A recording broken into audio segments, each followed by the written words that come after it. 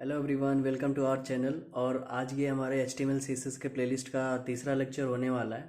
तो अगर अभी आपने प्लेलिस्ट चेक नहीं किया तो प्लीज़ एक बार चेक करो, और अगर आपको यूज़फुल लगता है तो डू सब्सक्राइब। ओके, तो चलिए शुरू करते हैं। और आज के वीडियो का टॉपिक होने वाला है इनलाइन एंड ब्लॉक एलिमेंट्स। और उसके बाद मैंने टैग्स को उनके यूज़ केसेस के अकॉर्डिंग तीन कैटेगरीज में डिवाइड किया हुआ है: सिमेंटिक टैग्स, स्ट्रक्चर टैग्स और फॉर्मेटिंग टैग्स। तो बेसिकली फॉर्मेटिंग टैग्स ही देखेंगे आज, क्योंकि कुछ ही टैग्स हैं और ज़्यादा हम इन्हें यूज़ नहीं करते हैं, और यूज़ भी करते हैं वो तो मैं अभी इनके यूज़ केसेस बताऊंगा तो आपको पता चलेगा हमें कहाँ पे यूज़ करना है कहाँ पे नहीं। बाकी मोस्ट ऑफ द केसेस अगर हमें किसी को बोल्ड करना है तो हम ये सब CSS यूज़ करके भी कर सकते हैं। बाकी शुरू करते हैं। तो जैसा कि इनलाइन एंड ब्लॉक एलिमेंट्स है, तो इनलाइन एलिमेंट्स कहने का मतलब क्या है, जैसे कि जितनी भी बिट्थ हमारे स्क्रीन पे अवेलेबल है डिस्प्ले की बिट्थ, उतना पूरा हमारा इनलाइन ब्लॉक एलिमेंट्स कवर करता है पूरा। और ये एक नई लाइन से स्टार्ट होते हैं। कहने का मतलब क्या है, जैसे कि अगर ये एक डिव टैग है और इसके अंदर कंटेंट लिखा हुआ है, मान लो, ठीक है, इतना कंटेंट है, और अगर मैं इसको स्टाइल दे दूँ, बैकग्राउंड कलर मैंने दे दिया ब्लू, और ओपन विथ लाइव सर्वर। अब आप देखो, इसने पूरा का पूरा स्क्रीन कवर कर लिया है। ये ऊपर जो थोड़ा सा वाइट स्पेस दिख रहा है और साइड साइड में, इसे मार्जिन कहते हैं। ये जो ब्राउज़र बाय डिफ़ॉल्ट ऐड करता है, इसे हम चाहें तो CSS ऐड करके कैंसिल भी कर सकते हैं। तो अभी आप देखो, इसने पूरा स्पेस कवर कर लिया स्क्रीन पे जितना अवेलेबल है। तो ये डिव, जैसे डिव एलिमेंट डिव हो गया, ये पूरा एलिमेंट हमारा ब्लॉक एलिमेंट है, एक तरीके से पूरी स्क्रीन कवर कर रहा है। और वैसे ही और इनलाइन एलिमेंट अगर मैं बताऊं आपको, तो इनलाइन एलिमेंट्स में जैसे मैं एक स्पैन टैग ले लूं और इसके अंदर मैंने एक कंटेंट दे दिया लॉरम 3 ओनली, और इसकी स्टाइल, ये स्टाइल क्या होता है ये हम CSS के टॉपिक में पढ़ेंगे। बेसिकली ये इनलाइन CSS में यूज़ कर रहा हूँ इनको स्टाइल देने के लिए। मैं इसका बैकग्राउंड कलर रख देता हूँ कुछ भी ऐसा जो विजिबल हो यार, ठीक है। अब मैं अगर इसको स्पैन टैग को देखूं, तो इसने उतना ही स्पेस लिया है जितना इसके लिए रिक्वायर्ड है। मतलब 3 वर्ड हैं इसमें, तो इसने उतना ही स्पेस लिया है। और अगर मैं एक और स्पैन टैग ऐड कर दूं,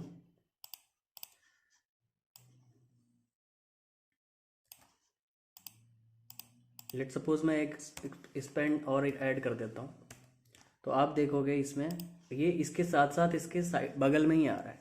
लेकिन अगर ये मैं डिव के साथ करूंगा तो ये डिव यार इसको बंद ही कर देता हूँ मैं। अब और अगर यही मैं डिव के साथ करूँ दोबारा, लेट सपोज मैंने दूसरा डिव लिया और उसके अंदर कंटेंट रख दिया 300 वर्ड्स और सेव किया, ठीक है। तो आप देखो ये इसके बाद ही आ जा रहा है। मैंने इसको कोई बैकग्राउंड कलर नहीं दिया, तो इसमें इसलिए कोई बैकग्राउंड नहीं है। तो आप इसको बैकग्राउंड कलर भी दे सकते हो जैसे मैंने दिया। तो बेसिकली ये होते हैं इनलाइन एंड ब्लॉक एलिमेंट्स, ठीक है।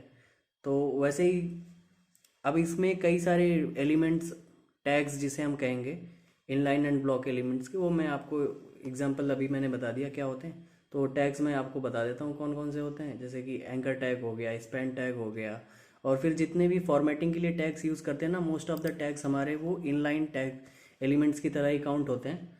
और जितने भी सिमेंटिक टैग्स हो गए या स्ट्रक्चरल टैग्स हो गए, मोस्ट ऑफ द टैग्स हमारे एक तरीके से ब्लॉक लेवल टैग एलिमेंट की तरह काम करते हैं, ठीक है। तो ये हो गया। और फॉर्मेटिंग के लिए मैं अब फॉर्मेटिंग टैग्स की बात करते हैं।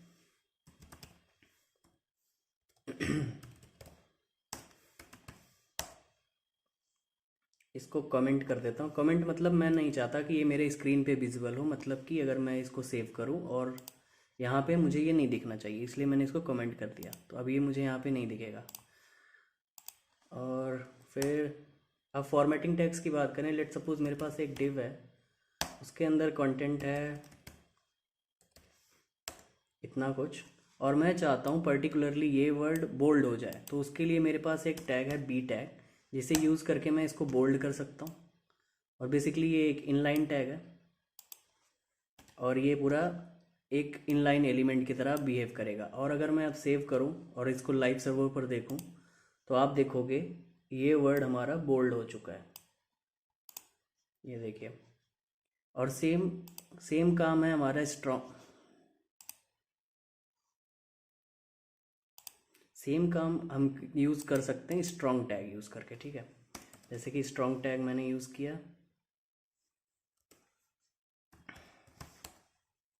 इसके अंदर कोई भी वर्ड मैंने अगर लिखा अभी, तो आप देखो ये लॉरेम, ये भी सेम इसकी तरह ही बिहेव कर रहा है। तो आप चाहे बोल्ड यूज़ करो चाहे स्ट्रॉन्ग टैग यूज़ करो। और वैसे ही हमारे पास एक टैग होता है एम्फेसाइज करके, EM टैग, जो हमें किसी भी कंटेंट को अगर एम्फेसाइज करना है, तो मैं अगर इसके अंदर कोई वर्ड लिख दूं,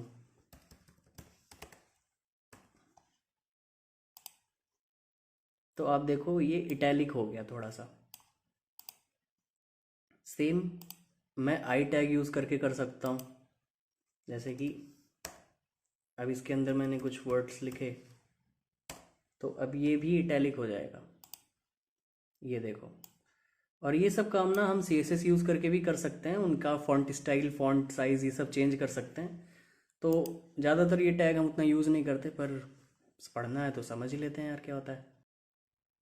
ये तो हमने देख लिया है इटैलिक टैग। और अब देखते हैं और कौन कौन से टैग्स हैं फॉर्मेटिंग के लिए जो हमने रखे हैं यहाँ पे। पहले तो इनको मिनिमाइज़ कर देता हूँ।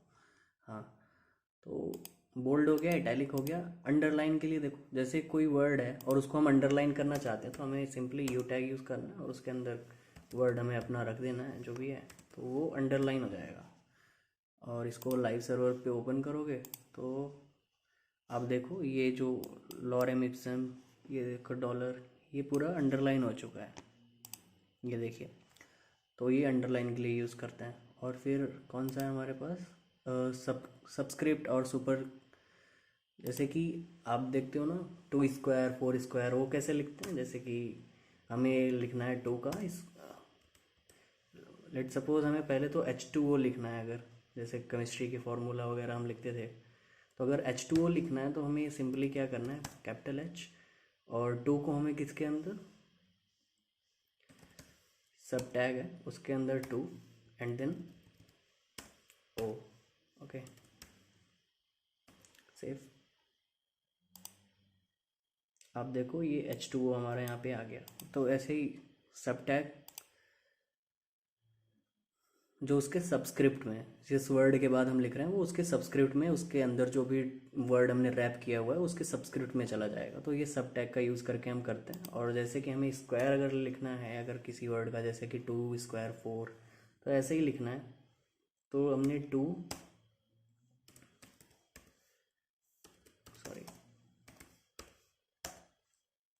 4, और ये जो एक्स्ट्रा स्पेस यहाँ पे हो गया उसे हटा देते हैं, सेव। तो आप देखो, तो ये 2 रेज टू द पावर 4 हमने यहाँ पे हमें विजिबल है, ठीक है। तो ये यूज़ हो गया हमारा सुपरलेटिव। तो वैसे ही अगर हमें जैसे किसी की पावर में कुछ वर्ड लिखने हैं या कुछ जैसे 2 रेज टू द पावर 4 लिखना है, तो हम यहाँ पे यूज़ कर सकते हैं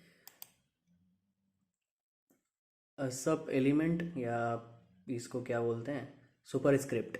तो आप इसको सुपर स्क्रिप्ट भी यूज़ कर सकते हो, और जो अभी हमें ये सबस्क्रिप्ट में भी हम यूज़ कर सकते हैं अगर हमें नीचे लिखना है ऊपर लिखना है। तो अभी आप ये आपको समझ में आ गया होगा।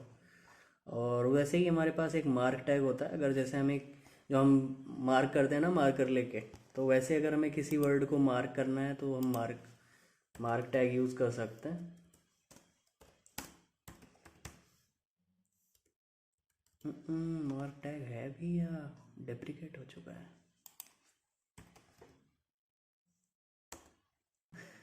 तो वैसे ही अगर हमें कोड, अगर लेट सपोज हमें कोई कोड का स्निपेट है और वो हम अपने पैराग्राफ या कहीं कहीं भी हमें उसको यूज़ में लेना है और हम वहाँ पे कोड स्निपेट लिखना चाहते हैं, तो हम कोड टैग का यूज़ कर सकते हैं। और भी कई सारे यूज़ केसेस हैं, आप डॉक्यूमेंट पढ़ो, आपको जो टैग नहीं समझ में आता है मैं रिकमेंड करूँगा आप डॉक्यूमेंटेशन पढ़ो, और वहाँ पे आपको प्रॉपर यूज़ करके भी दिखाया हुआ है और अच्छे से समझ में भी आ जाएगा। तो लेट सपोज मेरे पास कोई फंक्शन है और मैं उस फंक्शन को यहाँ पे कॉल करना चाहता हूँ, तो मतलब एज अ कोड मैं यहाँ पे ये रख सकता हूँ कोड टैग के अंदर। तो आगे यहाँ देखो ये फंक्शन हमें एज इट इज़ यहाँ पे दिख रहा है, तो ये हम कोड टैग के अंदर रैप कर सकते हैं। तो ये फॉर्मेटिंग के लिए कुछ टैग्स थे जो हम यूज़ करते हैं। तो नेक्स्ट वीडियो में हम देखेंगे एंकर टैग क्या होता है, बेसिकली किस तरीके से हम एक वेबसाइट से दूसरी वेबसाइट पे जंप कर सकते हैं, उनको हम लिंक कैसे करते हैं, तो उसके लिए हम एक एंकर टैग यूज़ करते हैं, उसके बारे में हम पढ़ेंगे। और आपके लिए थोड़ा सा होमवर्क है यार, थोड़ा सा ही है, बहुत छोटा सा। जैसे कि ये होमवर्क का एक अलग फोल्डर बना रखा है, मैं इसको ओपन विद लाइव सर्वर। आपके लिए होमवर्क है, आप ऐसे एज इट इज़ ट्राई करना कि बना सको। बहुत इजी है, बहुत ज़्यादा इजी है, बस थोड़ा सा ट्राई करना।